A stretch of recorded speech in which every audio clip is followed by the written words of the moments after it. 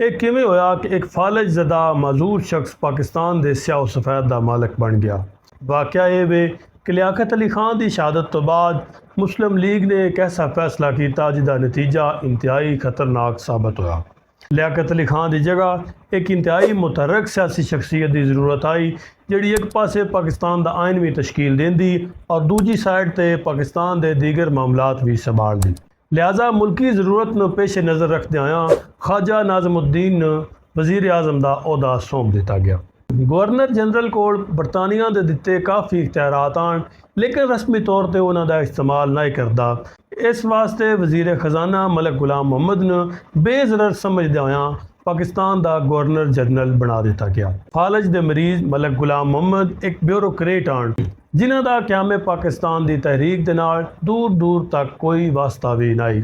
यही वजह सी कि अवामी उमंगा और अवामी जज्बात ने समझने तो बिल्कुल ही कासर आ। उत्तों जुल्म ये कि फालज के बायस उन्होंने गुफ्तगू भी किसी बंदे की समझ में नहीं आती। उन्होंने अमरीकी सैकटरी उन्होंने तर्जमे के फराइज सर अंजाम देती रही। उस वक़्त तक पाकिस्तान का आइन अजे तक मुकम्मल नहीं होया और पाकिस्तान बरतानवी एक्ट 1935 के तहत चलाया जा रहा है। उस एक्ट के तहत गवर्नर जनरल के बेपनाह इख्तियारात आन। मलिक गुलाम मोहम्मद ने फादर ऑफ द नेशन बनने की बजाय उस एक्ट तो फ़ायदा उठाया और अपने इख्तियारात का जायज़ और नाजायज़ इस्तेमाल करना शुरू कर दिता गया। उस दौर में पाकिस्तान च दो अहम वाक़यात हुए। पहला वाक़या ये कि मशरकी पाकिस्तान में बंगाली ज़बान के अमैती लोगों उत्ते गोलियां चलाईयां गईयां और दूसरा वाक़या ये कि लाहौर दे जारी कादियानियां के खिलाफ मुहिम ने ख़त्म करने वास्ते मार्शल लॉ नाफज कर दिता गया। लाहौर की सतह तक नाफज होने वाला मार्शल लॉ वतन अजीज़ का पहला मार्शल लॉ सी। इस ते बस नहीं, मलिक गुलाम मोहम्मद ने अपने इख्तियारात का नाजायज़ फ़ायदा उठाते हुए ख्वाजा नाज़मुद्दीन वज़ीर आज़म के अहदे तो बरतरफ कर दिता।